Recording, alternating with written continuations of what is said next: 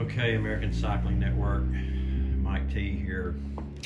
Wanted to do a quick video on stretching, and I've been meaning to do this for a while, but you can see I've got my yoga mat here. I usually incorporate a little bit of foam rolling at the end. And you can also see my cat, Penelope, as she is trying to keep her busy. But I'll set this camera up, and you guys should be able to see everything that I do pretty easy. Let's see, move this over just a tick. Yeah, it's perfect. All right, so I'll get in the picture now, and we'll get started. Usually I spend about 22 minutes, 23 minutes stretching. And I used to do this every day when I was a runner, but when I started cycling, I found out that I could do this 3 to 4 days a week, and it was plenty. Again, 20 minutes, that's all you have to do it. Sometimes I can do it in 15 minutes, and just for the sake of the video, I may do this in 15 minutes. I usually have my iPad handy so I can get caught up on YouTube Reels, or just anything to kind of pass the time. But once you memorize these stretches, it's actually easy. I mean, you just do it. So really all you need is a good yoga mat. I like this thick one. You need usually a towel or something that you can use to pull your feet with, and you'll see that here in just a minute. And you also need, I prefer, these are recovery pants for runners. It's a compression pant, but it really does help, guys, if you would get some yoga pants. And if you knew they were as comfortable as they were as I do, I ran in a lot of not yoga pants, but running tights, and they are very very, very comfortable. All right, so first thing I do is I put my feet together. I want to unlock these hips because I have a hard problem with my hip flexors. And so there's two things. You saw where I had my feet together. Take this foot, bring it up, lean forward a little bit. Just kind of, my hips are really tight. Jason and I rode 51 miles yesterday, and 26 of those miles were pretty mean miles. They were pretty tough. But like, I can feel my left hip flexor right now. I mean, it's amazing. This foot goes on top, you can see. Next, I do the same thing with the other side. And right hip flexor is tight, but it's not as tight as the other one. And so I do this typically until I feel that they've released a little bit, usually 8 to 10 seconds. There are videos on YouTube stretching for runners and stretching for cyclists, but I found that the ones I'm going to show you have worked best for me and how my challenging areas. But this really helps the hip flexors. I mean, it's just, if you did nothing but just stretch this, if you've got tight hip flexors, you'll get a gain from it. And so my daughter had sent me this classical music, and it's good sometimes to put classical music on.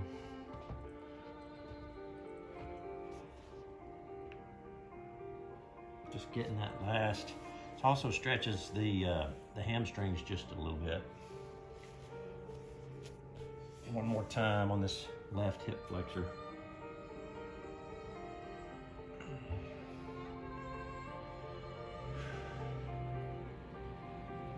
I do take some deep breaths every now and then, but it's not a meditation thing for me. It's just when I meditate in God's Word. For me, it's just stretching the muscles, just getting them out, getting a good stretch in. So this stretch is really good for the calves. Pull gently toward yourself. A towel is what I used to use until I started using this strap. Penelope is gonna video bomb me here. Very curious.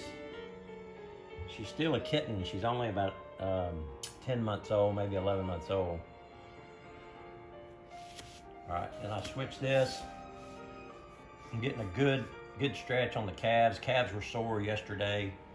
I delayed in putting my calf sleeves on until yesterday evening. I should have ridden back the 2.5 hours from the ride that Jason and I did. We had to drive 2.5 hours to get there.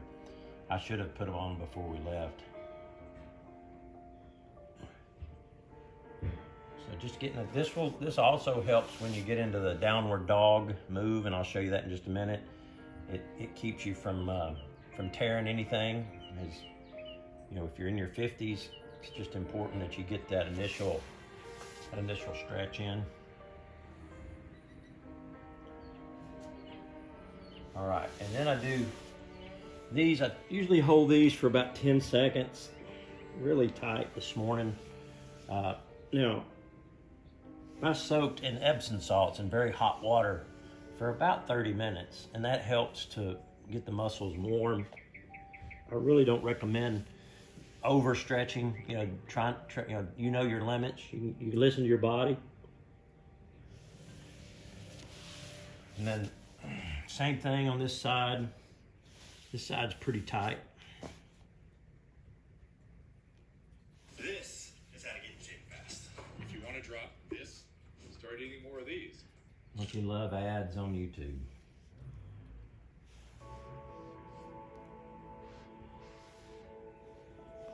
Oh my goodness.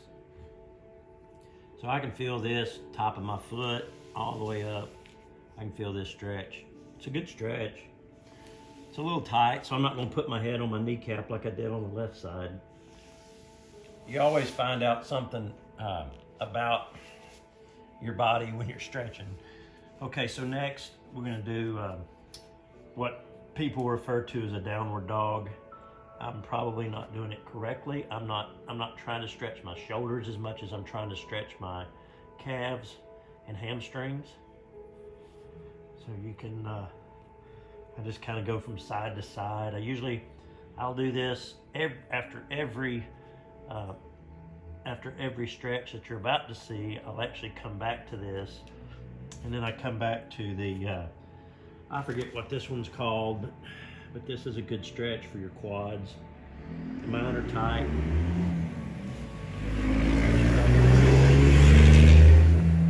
All right, and I want to stretch the hamstrings a little bit more, so I stretch the left hamstring first. It's really tight.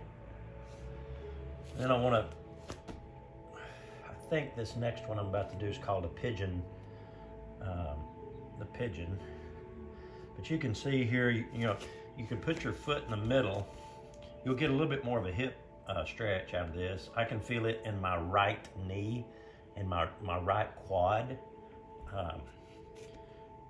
So then you move the hands to this side, move the foot to the left of the mat, and just get it's a good hip stretch. It also stretches this hamstring. All right, and then this is the pigeon move, I think. So this I can feel in my glutes, my hamstring. It's just a really good stretch. I usually won't leave the mat unless I've done this stretch. So it's just that important. It's a good stretch. You stretch your lower back a little bit as well, but I really feel this in the left glute. Left glute's a little sore from yesterday. Right hip, I can feel it. Some people will reach back and stretch their quads like this, and that's doable.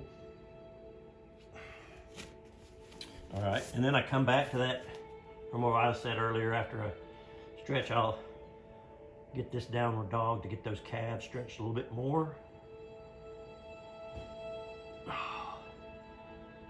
Oh man. All right, now I'm gonna do the right side. Foot in the middle of the mat, hands on each side. I'll let my knee touch. I can feel that stretch in that left quad quite a bit when I do that. Usually don't spend a lot of time here. I move the foot over to the right side, and I do spend some time here. If I really want to stretch that hamstring, I'll even go all the way down to the floor, and it is really tight, by the way. Woo. Yes, I could feel it just really, just a good stretch here, a good stretch on the left side as well, on the quad.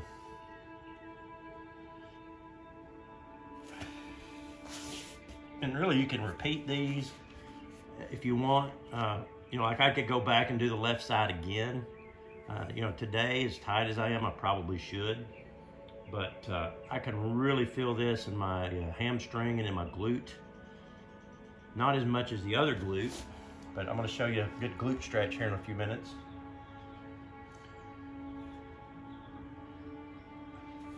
And again, you wanna hold these longer than I'm holding them sometimes, but you just don't wanna overstretch.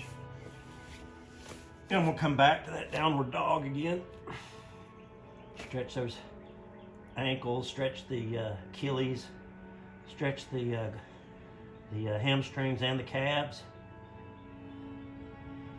Now, come back. I have to be careful with this stretch. I actually stretched my left ankle one time too much.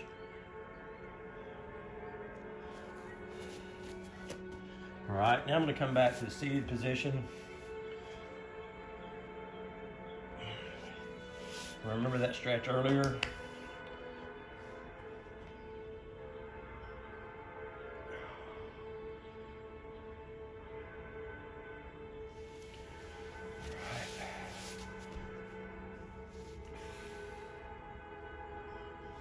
For the sake of the video, I'm doing these stretches shorter, but if you do this quickly until you memorize the process, you'll be okay. Now, if you'll notice, it's a little bit easier for me to get down and almost touch my head to my right kneecap.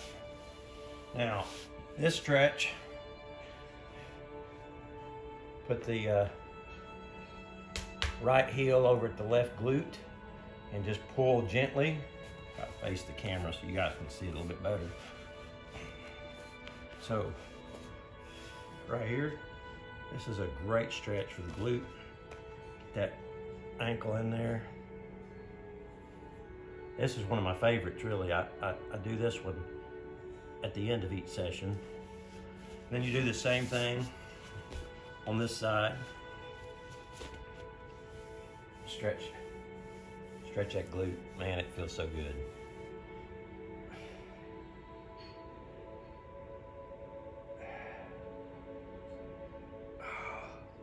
For some reason, that right glute feels a whole lot tighter. Do this one more time.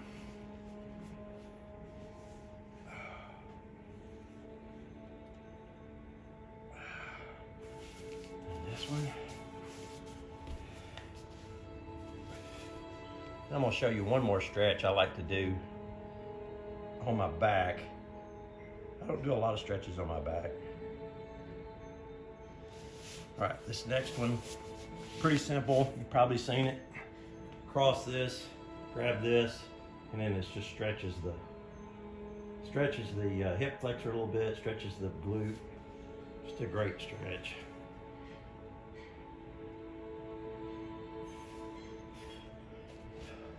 Okay, now I like to end a lot of my stretching sessions with foam rollers.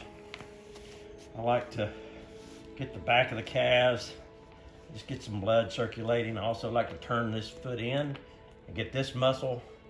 That thing can get some lactic acid in it. Same thing here. My calf is sore from yesterday, but that's a good feeling when you get it on there. Now I still use a gun at night on my quads. Roll this on the quad a little bit.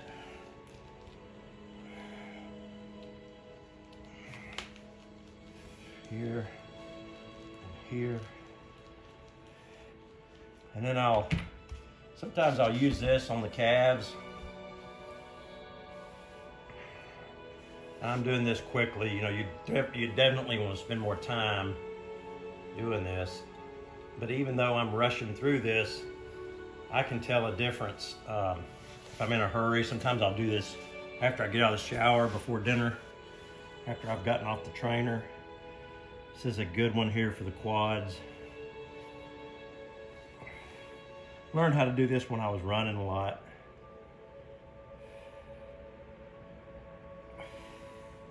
Okay, and then do the left one. But tonight, before I go to bed, I'll use the massage gun tonight.